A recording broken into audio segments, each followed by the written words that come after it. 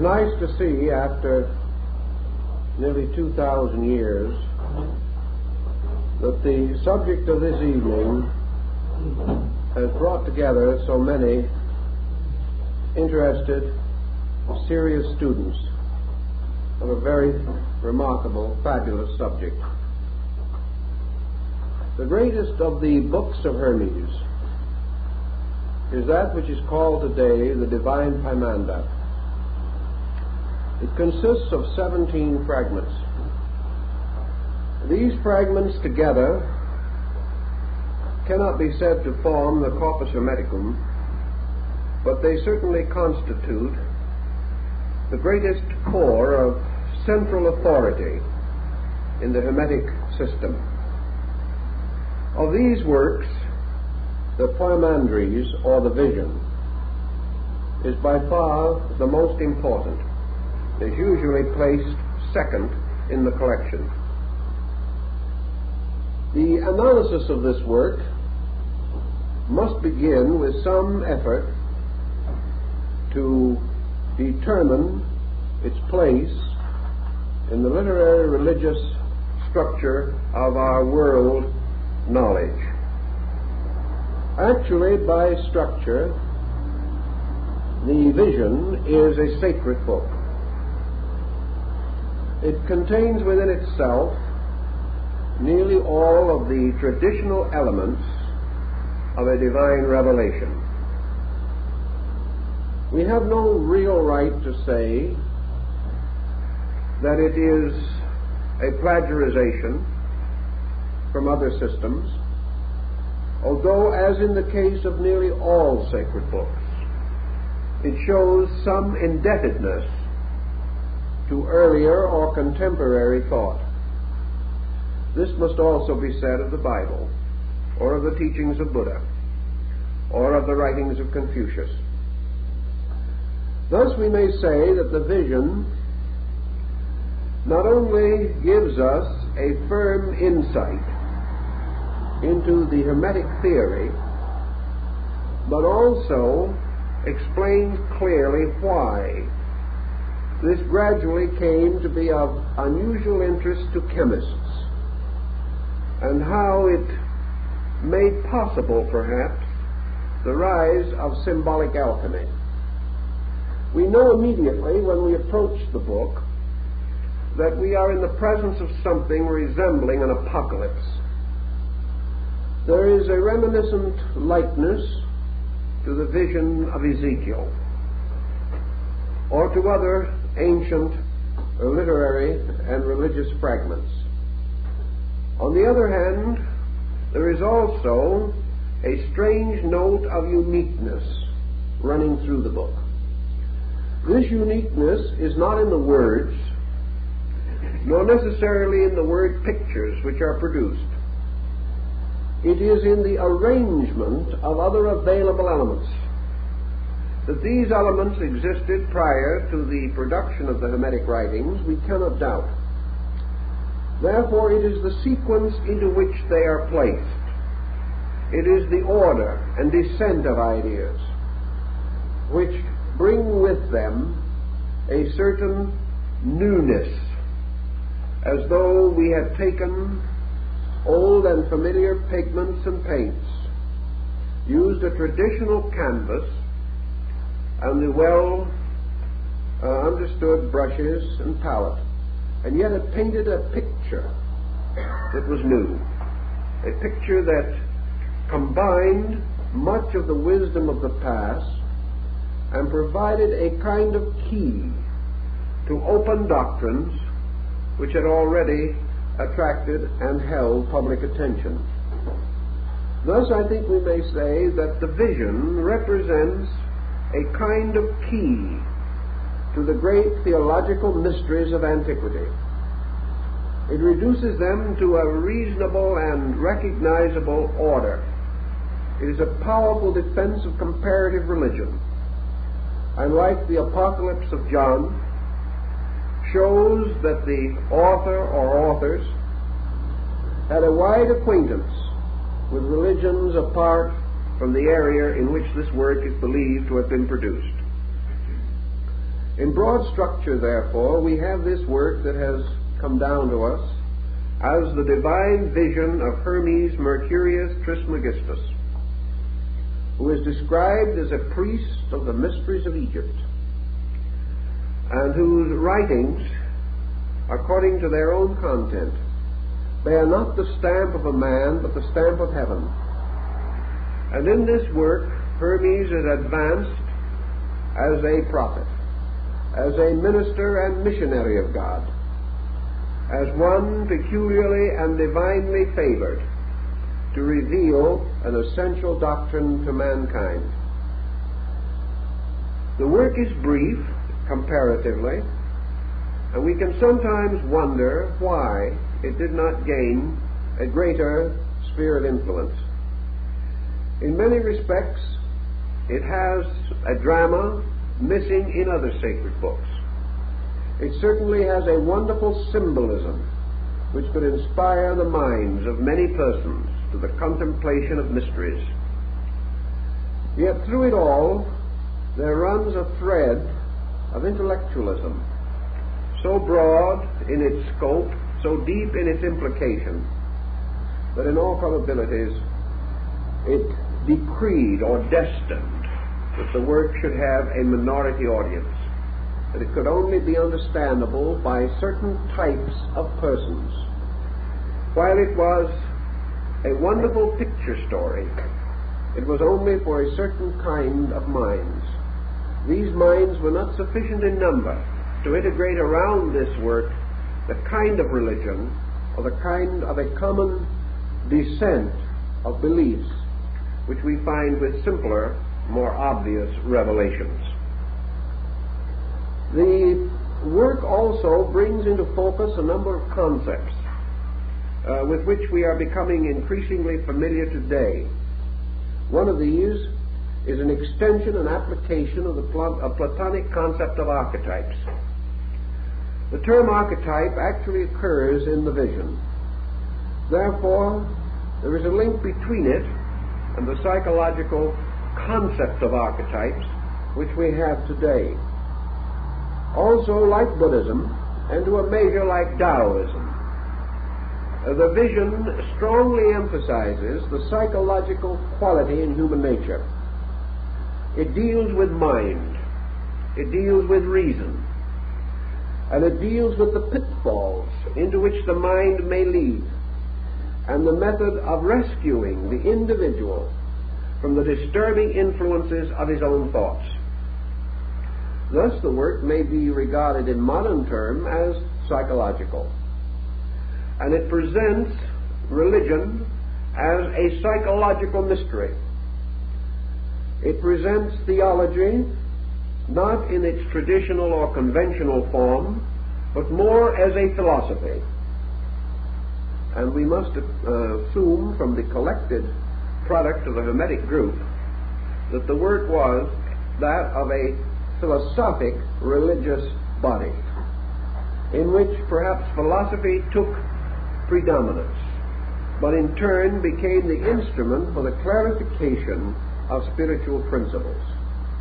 There is much subtle wording in the vision also, wording which has to be rather carefully examined. It is quite probable that for 15 or 1800 years, from the decline of Greco-Egyptian culture to the rise of modern humanism, that these subtle inferences would have but slight impact on the public mind. There was very little ability to equate them, to find in them familiar responses through the long dark ages which we call the medieval world. Now, however, we have restored much of the learning which would enable us to give this great dialogue, which it essentially is, its place in our modern world of thought.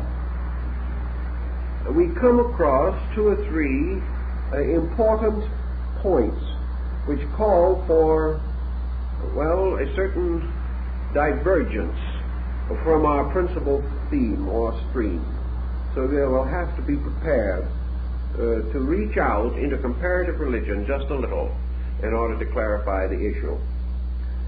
The story takes, as in the case of the vision of Ezekiel or in the Apocalypse of John, the general pattern of the recounting of a mystical experience which occurred to the principal person, in this case Hermes. There is nothing whatever within the visions, as it is called, which would give us any clue to the historical orientation of Hermes or his character and personality. There is no description of him. He simply appears as a person passing through an extraordinary internal revelation. And having received the instruction, achieving to a dedication by means of which he went forth to share it with all who would listen. Thus the Hermes of the vision is a person without a crystallized personality. He is an archetypal kind of person. Perhaps he represents all truth seekers, or the truth seeker. Certainly he experiences that which all truth seekers hope to experience, the kind of a reward by which they come in the end to the substance of their soul's desire. So we find, according to the vision itself, this man wandering forth alone into the wilderness. He comes to a distant place, a place apparently barren and forlorn, but one apart from the ordinary habitations of men. Here he seats himself and begins the quiet internal meditation upon the mystery of truth. Now in this meditation we are told in the vision, for example, that Hermes divides himself or separates himself from his body and his senses. This almost immediately gives us a certain hint of yoga or Vedanta, the presence of a discipline by means of which the conscious energies are directed away from objective things is clearly indicated. Hermes was following a formula or a pattern. He was performing a certain kind of devotion. And the implication further is that this devotion is that which was taught in the mysteries or in the secret schools of initiation. In any event, he retired into the inner parts of himself. He relaxed his objective senses. He depended not upon them, but upon the extension of an intuitive nature within him. And as he internalized, separating himself totally from all the concerns of this world, departing not only into the wilderness of a desert place, but into the inner wilderness of his own life, apart from all things, he suddenly beheld the universe open around him. It seemed to break, burst, unfold with incredible rapidity. And he beheld, filling the universe, filling space, a strange monster.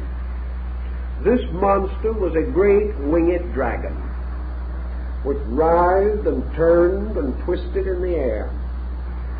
And when we come to this, we come to our first exploration of comparative religion. Well, the description of this dragon is almost identical with the description given by Confucius of the mind of Lao Tzu. It was this strange, incredible power monster. Something like the Chinese dragon, particularly the imperial five-clawed symbol of heaven. To the Chinese, the dragon was the symbol of universal energy.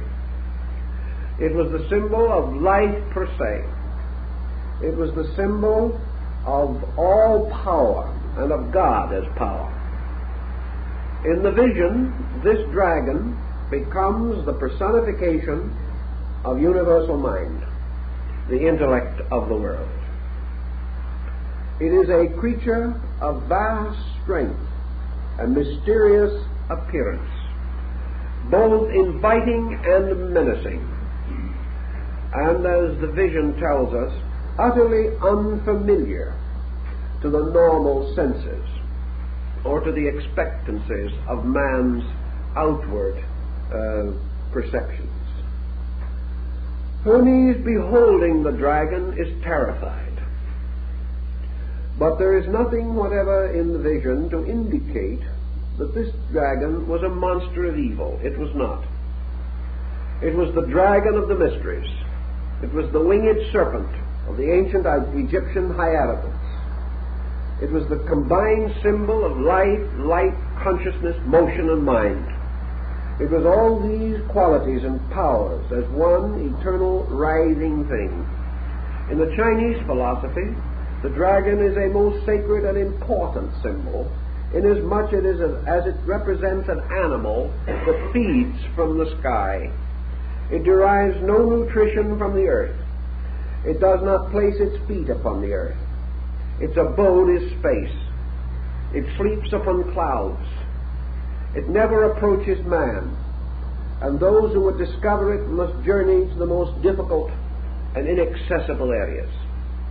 Yet this dragon in China is also the guardian of the pearl of great price. It is the guardian of the mysterious golden ball of light. It is even to some degree the devourer of the sun. And among the Chinese, of course, it was also the particular emblem of absolute sovereignty and royalty. Now, Hermes, beholding this dragon, gives us symbolically, almost in the form of pictures, a story that we must also give some consideration to. It tells us that the nature of true mind is unknown to man. That what we call the mind is not the mind. That this thing that is really the mind is as incredible as the dragon. That it is utterly beyond our experience. And he tells us in one of the fragments that the mind that we know is not the mind. That what we call the source of thought is simply an aggregate of physical faculties and powers within us. That what we call the thinker is not the thinker. What we call reason is not the reason with a capital R. What we call the God concept is not the true God concept. That what we are trying to define and defile in the very process is utterly beyond us. An incredible thing that in its first impact terrifies and brings us to our knees, beseeching it to conceal something of its radiance from us, because it is beyond our knowledge and beyond our power to endure. Thus, we have in the vision the immediate clarification of this thing which Hermes is later to refer to as reason. That this is not the reason of the bookman.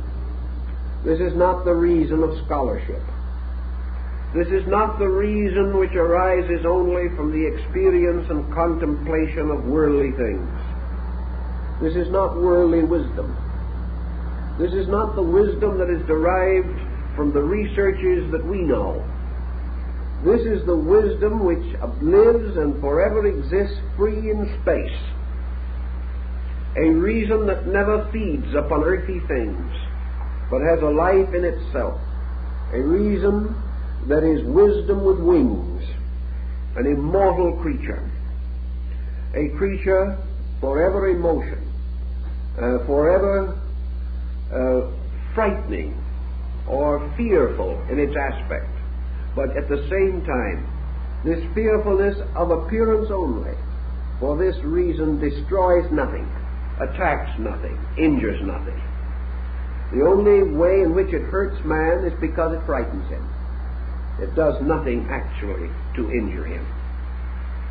Hermes, however, fearful of the tremendous impact of this mind in the form of the great dragon, beseeches reason to present itself to him in some more familiar or more simple form. And this heavenly thing sort of falls back into itself again. And in the place of it is a great area of radiance. There is only light. And this light is therefore the appearance of reason. This light is a radiance abiding in space. This light carries within itself the power of the dragon, yet it is not of the same terrible and menacing appearance. This radiance, then, to Hermes, obviously permeates all space, and reason takes upon itself the power of enlightenment. It is revealed as the enlightener, or the bringer of the light of the mind. And Hermes feels himself lifted up, and he is placed in the midst of this radiance. And he stands there, supported only by space and the light, having a foundation in everlastingness, because he is in the substance of light itself. And from this substance there can be no falling, and there can be no injury, and there can be no lack of anything. And yet, because Hermes has asked for wisdom, and asked to know the mystery of the great reason, which is the master of the great mystery of the world, he beholds something else, made possible to him out of the power of the divine mind. And this thing that happens to him is that gradually he perceives something. He does not know what it is exactly. It seems like dark curtains, or mysterious streamers of mist, or a strange obscuration that flows down from above, as though it were water putting out fire. And this strange mist-like darkness, descending in every direction, slowly causes the radiance to fade out. The radiance is dissolved into this mist. The mist becomes more and more dense and impenetrable, until at last Hermes finds himself standing only in the mist. Yet where he stands has been the radiance, but a water has put out the fire of light. Yet it was not earthly water. It was not anything that we know. It was a kind of conditioned darkness, not simple darkness, but a darkness that poured like water, or moved like some strange, mysterious fluid. And as this darkness finally caused the radiance to vanish into itself, so that it was no longer apparent or visible, Hermes became aware of sighing and of moaning, and of strange sounds coming out of the mist. And in the midst of all of this strange moaning and sound, he became aware that another transformation was taking place. He knew inwardly that what had happened was that matter, a mysterious, tangible substance, had gradually fallen from the sky and had devoured the radiance, and that this radiance was now locked in this strange fluidic mist, and that this mist was what some of our mystics of the early 20th century referred to as the mist of matter. It was this material something that had swallowed up the light, and because of this there was a strange moaning and crying and sighing. As this condition continued for a time, another strange and wonderful thing happened. There arose out of this mist and this darkness, now ascending from below, a great column, a pillar. And this pillar became a great radiant thing standing in the midst of the mist. And Hermes heard the voice of reason, the great invisible dragon that was no longer to be seen. And the invisible dragon declared that this mysterious thing that had risen out of the darkness was the word of the mind, the power. that this mysterious mind-word power represented a kind of instrument that was brought forth and created out of mind itself, out of being, out of reason, that was to stand under everlastingness as the symbol, like the column of Enoch, of the enduring fact. It was the pillar perhaps set up in Egypt, referred to in the Old Testament. Anyway, it was the steadfastness of the Lord, standing forever like a rock, like a great column, a great lighthouse or tower, forever standing in the darkness. Now this thing that stood in the darkness was a symbol also, but it was a symbol that in the Hermetic mystery, and particularly with some of the later Hermetists, takes on a great many attributes. This tower takes on some of the qualities of the mysterious rainbow of Noah, because this tower is the tower of the covenant. While this tower stands, there also stands the power which stood, stands, and shall stand. This column represents the presence of reality in the midst of all things. In fact, the great mind instructs Hermes that this tower is the certainty in the midst of the darkness. It is the ever-present and indestructible monument, the lighthouse, the testimony unto the ages. And perhaps Hermes is not so far from the fact when he tells indirectly that to him this tower means law. This tower is the law. And this law is the law that stands in the darkness, that remains whether man knows it or not, sees it or not, understands it or not. And modern science, looking out into the universe, beholds a tower of law which it cannot break. And that which in its own nature is forever invisible reveals itself by the immutability of the seasons, by the motions of planets, by the great courses of cosmic systems, by the principles of growth in all things, by the harmonies of elements, by the structure of cells, and by the mysterious formulas which by their reversal can even split the atom. Every one of these things stands as a strange lighthouse in the darkness, bearing witness to the fact that this world in which we live is forever supported and sustained by the single column of the divine will, and that this will is the proof that God cannot, has not, and never will depart from his world, that this principle stands forever.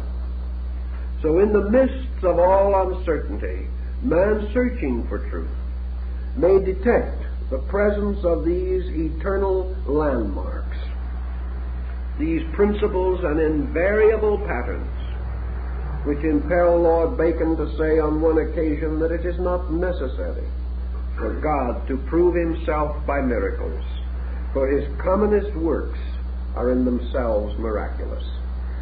This thought perhaps is the principle behind this concept.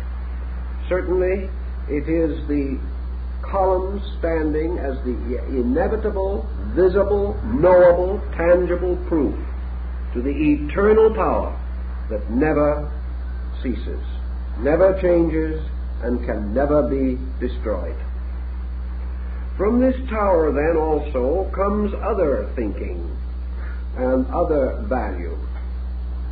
For this tower, more or less, bears witness to the power of deity. The strange intangible dragon, which is in a sense reason as universal will, gave place to radiance, which is reason as universal love. This in turn destroyed by matter, this strange veil of the senses which descends over man's spiritual emotion, gradually dimming these emotions and perverting them. This in turn gives witness to the final manifestation of the invisible through the immutable structure of a universe upon eternal foundations and rising as a column out of the darkness. Now the great reasoning power of things then further explains that Hermes has beheld the descent of the eternal into the darkness of illusion. That the darkness in the midst of which rises the column is in truth the darkness of mortal mind, which stands in the presence of the column but does not see it, does not know it, does not know how to comprehend it or to realize it. For it is only given to those whom God shall love that they shall look out into chaos and see not chaos but the rising of the great column of the Lord. The others are not given to see these things. Now the reason also explains how all this mystery came about. It explains, for example, that the divine mind within itself conjured up archetypes. These archetypes are its own thoughts, and the divine power of mind reason, reflecting upon its own nature, caused to arise within itself thought forms. These thought forms being what the modern psychologists might call the wishful thinking of the infinite. The infinite possessing within itself absolute potential, and with also the power of absolute transformation of potential into potency. The universal mind began to devise out of itself the devisements of itself. It began to project its own eternal reason into the products of reason, fashioning out of itself many patterns as though upon a potter's wheel. And each of these patterns was a magnificent, effulgent blossom of thought. Each of these patterns was a tremendous dynamic symmetry of divine idea. And the eternal mind, having daydreamed these beautiful things within itself, having in its meditation realized that of which it was capable, and having in itself the infinite good, which it could not but wish to express through the perpetual visualization of good things. It is said in the vision that the reason fell in love with its own thought, and because it formed a partnership with its own thought, it descended out of its own nature and became one with its thought.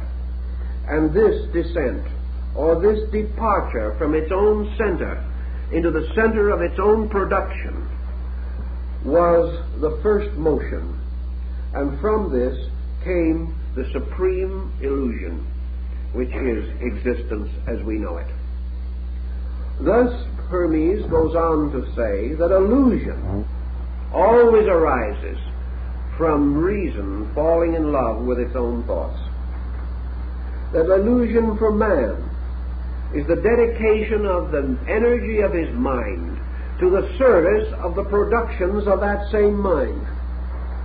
Therefore, if a man shall have a fear and shall create a thought in which this fear is objectified as a pattern, as an impulse, as a design, causing negative attitudes to arise within him, then his reason becomes identical with his own thought. It falls in love with his own idea or archetype, unites with it, and begins to serve this idea rather than the truth. Wherever this occurs, native habits set in, and man loses his own center, becoming the servant of thought and forgets that every thought is a production of himself. Therefore, that the service of his thought is merely the service of a lesser part of his own nature. Forgetting this, he dedicates his life to the fulfillment of his own thoughts, and in so doing wanders further and further into space, like Dionysus, following the magic mirror held by the Titans.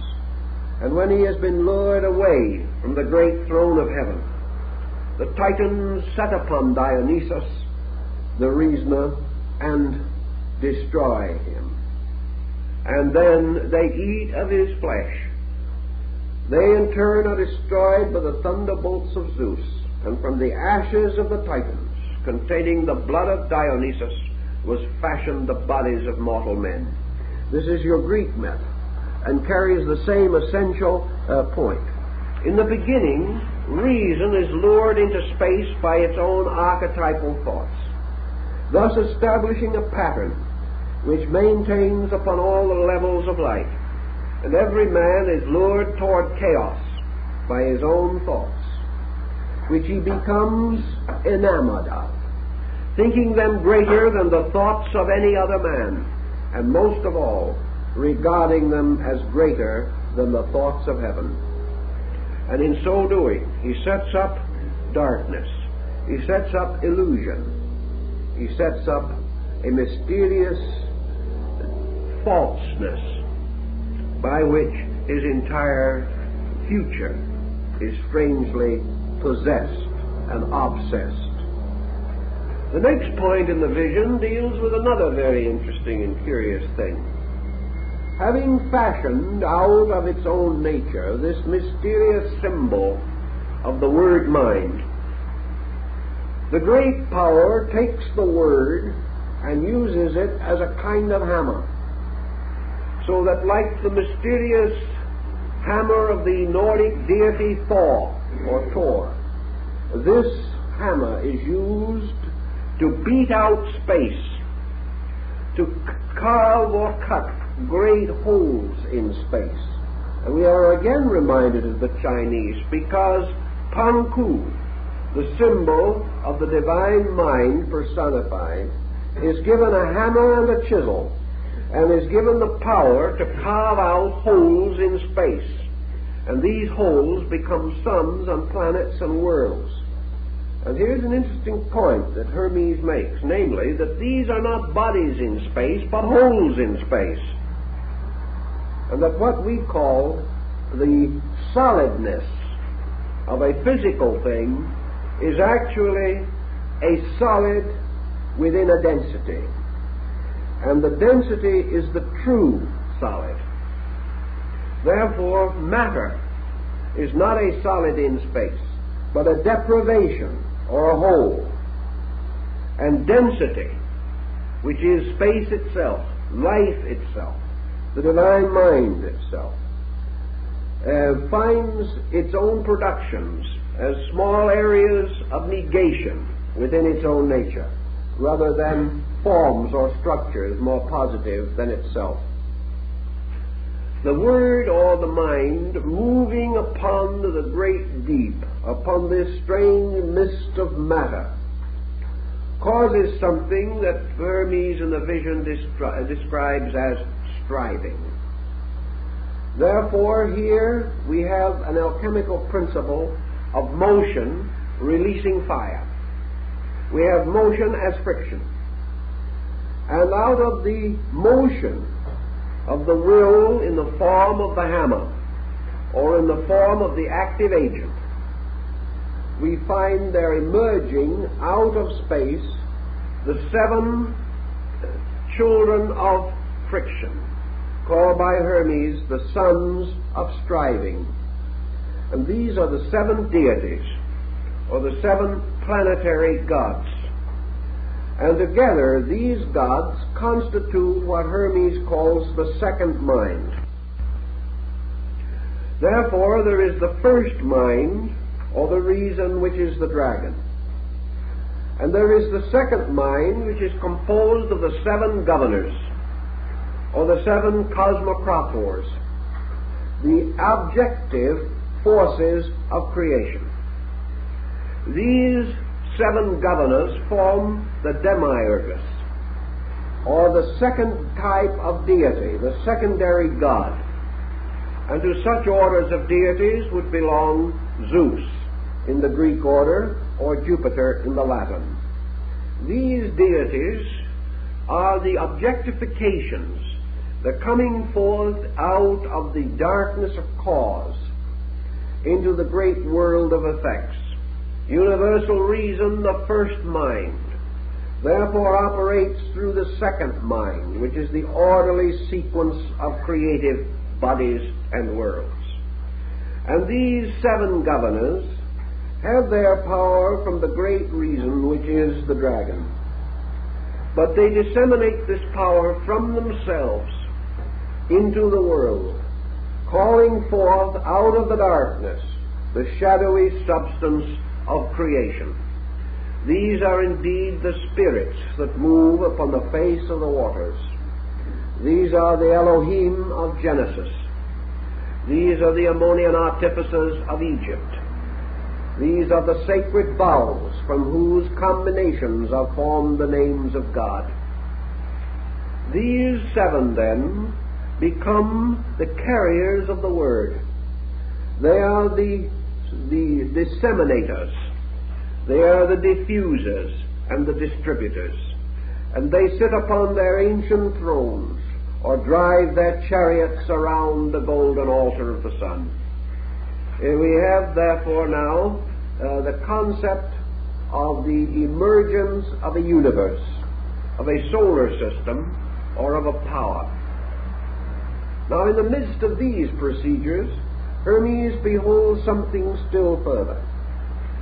He beholds, rising out of the deepness and darkness of things, Anthropos, the divine man. Anthropos seems to stand in the midst of all things. He appears to stand as an isolated and lonely creation. As Goethe says, twixt heaven and earth dominion wielding. This is the mysterious, primordial, archetypal, universal man. This is the total man. This mysterious great man of the Zohar, who stands with his head in the heavens, one foot upon the earth and the other upon the oceans. This is the great macrocosmic man. And this man, in the Hermetic doctrine, is the one and only begotten Son of the Father. And this is the man that stands forth as Anthropos, the man which is the son of the mind, the son of reason, in whose nature have been gathered all of the celestial elements. For this man is the final and most perfect of the archetypal projections of the mind of the Creator. This man, therefore, is that being made and fashioned in the image of the reason of God. Now, we said that this man, we mentioned in a previous lecture, efforts have been made to parallel this man with the Christ of Christianity as the only begotten, and also, strangely, as the celestial Adam. This power, which is also found in the writings of Bami and is symbolized by an upright, light letter A, even as the relapsed Adam is represented by a black letter A. This celestial man, however, is not truly a Christian figure. This does not mean that it is opposed to Christianity. But it cannot be said that this archetypal man of Hermes is simply patterned upon the Christ concept. Nor could it be safely said that the Christ concept could have been patterned upon this. It stands apart. For this man, fashioned by the Father, is truly the Redeemer of the world. It is truly the creature that was made to be proprietor over all things. It was this creature that was given the right to be a citizen in space, to wander from star to star, to gather experience in the great meadows of the constellations. This great man, this mysterious, shadowy archetype, was a perfect, magnificent, heroic creature, almost in itself a god, yet a product of a god. And into this archetype, all of the essentials and essences of the divine nature were united, so that truly it was the noblest work of the Creator, and was really a kind of projection of himself. There may be a parallel to this in the idea of Osiris being reborn in his own son Horus. For it was through this great man or universal being which it had fashioned that reason came into its perfect rulership over matter, because this archetypal being was virtuous, gracious, full of light and wisdom, defective in nothing, deficient in nothing, because within it were all the potentials and powers of the eternal reason. Thus, in a way, eternal reason is consummated in the concept of archetypal human reason. Not the reason of the schoolman, but the reason of the internal intuitive being. For this being was not embodied. It was simply a great design, a great living archetype. Into this archetype, however, the Creator placed not only the tremendous potential of its own being, but it placed therein also the peculiar habit of itself, namely the habit of daydreaming. This creature, like its father, could project thoughts from its own mind. It likewise could conjure up ideas, fall in love with them, become possessed by them, and wander away from its own strange, ethereal space foundations. And there is a wonderful word picture of this universal man, this anthropos, standing upon the rings of the seven governors, or the masters of the planets, and gazing downward into the mystery of the unknown. Hermes tells us then also a very interesting fact that I believe has become quite a point in Jungian psychology, namely that in the presence of the unknown, man is always in the position of being liable to a fall. The human being cannot, apparently, in his own personal psychology, survive a kind of mystery which, if it ever grasps him or envelops him, leads him into the strangest and most distant departures from reason and common sense. And in the vision, this anthropos, this divine man, standing with the governors of all things, looks down into the abyss, looks down into the strange whirling shadows, somewhere in the midst of which there is a broad, desolate, plain-like area, matter. Matter which has swallowed up the radiance of the dragon. Matter, all of the atoms of which are seminal with God, filled with the seed of God, filled with the power to bring forth dragons of themselves, filled with life, this life being more or less than the thought of reason, the eternal thought of the eternal thinker. And then the Pymander shows a certain indebtedness to Greek mythology. For this anthropos, this heavenly man, gazing down into the abyss, gazes as though into the depths of a still pool or upon the surface of a burnished mirror. And looking down into the abyss, he is like Narcissus in the Greek legend. He sees, looking back up at him, a strange shadowy likeness of himself. This is the projection of his own thought in the daydream of creation. It is his first sensing of the power which he possesses within himself to create by reason. That reason generates gives birth to things, that it is not merely for the constant remembering and handling of dead facts, that reason is a living thing, a God, and that which possesses it can bestow life. And this anthropos, looking down, becomes enamored of its own mysterious reflection, and descends or hurls itself from the ring of the governors down into the darkness of the underworld.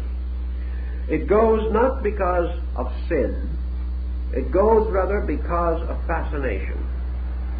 It goes because within the nature of mind is an eternal inquiry, that the thinker cannot exist without his thought, that reason cannot escape the instinctive desire to reason, that the noun is forever giving birth to itself in the form of the verb.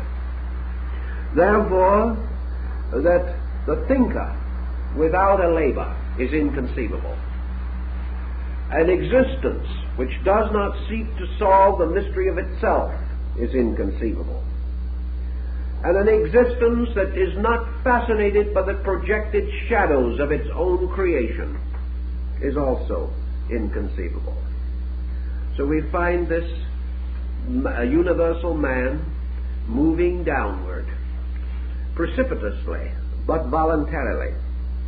And as it moves downward, there is a reaction from below, a mysterious veiled being, like Erda, the great earth mother of the Nordic rites, a mysterious mother principle, rises out of the darkness of the below and envelops the anthropos with robes of mist and of darkness, envelops it with strange protecting garments, and in these garments it falls into darkness and into sleep. And suddenly it is born again. And its birth is in the birth of body. And this thing which fell from the rings of the stars is reborn as the weeping infant coming into this world. Now, Hermes is not really telling us the story of human birth primarily. That is not his motive.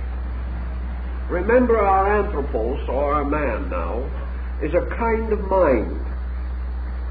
Of course, the great mother, the enveloping mother, is form or body, which to protect this mind in the darkness of the abyss wraps it in a kind of swaddling garment, which is also not different from a grave cloth, and thus protecting it, protecting the power of the mind by encasing it in a form.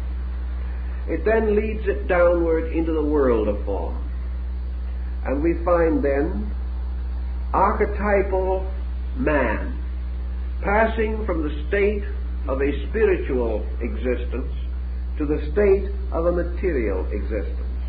And symbolically, man the thinker is born into this world. Man not as a person, but as an instrument of reason. Man as a projection of the Father. Man really is the wish fulfillment of the eternal. Man as reason, exploring the darkness of the field of its own thought. So what has actually happened now is that the dragon, having projected the archetype of creation, creates an instrument by means of which it can move into its own archetype. This instrument is archetypal man, the symbol of Manus, the mind thinker. And taking upon itself the likeness of its own mind, it moves into its thought, falls with it into nature or into matter, and comes forth as embodied reason. This embodied reason is a strange thing, for it has a tremendous invisible and a comparatively limited visibility. This creature, wrapped in cloths and robes, is almost incapable of motion. It has lost all memory, as in the famous Gnostic hymn of the Robe of Glory. It has lost all memory of its own origin. It has, however, come into existence with a spark, and this spark is the seed of reason. And it is this seed of reason without which no thing can be created, and which is intrinsic in every atom, every electron, every indivisible, ultimate, minute particle of energy or substance. Every one of these contains the seminal reason of the infinite. It contains the seed of eternal truth. This mind, then, coming forth and becoming the archetypal material man, becomes the parallel of the Adam Kadmon of the Kabbalists. For this is the Adam made of the red earth. This is the Adam whose nature is outwardly earthy, but whose inward parts still belong in and to heaven. Now this man, or this eternal power, this wonderful anthropos, has stood upon the rings of the seven governors, and descending into the darkness of material obscuration, has brought not only with it the power of the divine reason, but also brings with it the powers of the seven governors. These seven governors being the active agencies by means of which reason is served, by which reason projects its purposes, and by which reason is gradually brought into orientation in the material universe. Thus we find in the Pymander, or the Great Vision, that Hermes describes a multiplication of this primordial man, having become absorbed into the mystery of material diffusion. This man becomes seven men, multiplying itself according to the mysterious powers of the guardians, or the governors of the world. And therefore the archetypal man, now embodied, but although embodied, not obvious to us, for we see no giant standing with its head in the sky, this becomes a totality which is broken up within itself to produce the seven men. Now it is pretty obvious that Hermes is now telling us the story of the archetypal man, by which we shall say humanity, the totality, humanity as one. Later, by the action of the differentiation of the seven governors, we find the one man as humanity, a reversal of position. So out of the one man come the seven androgynous male-female beings, and these, in the Hermetic tradition, represent the seven races. They are the seven differentiations by means of which humanity can be variously distinguished into levels, and each of the races, therefore, is an embodiment of the power of one of the seven guardians sitting upon the circle of the stars.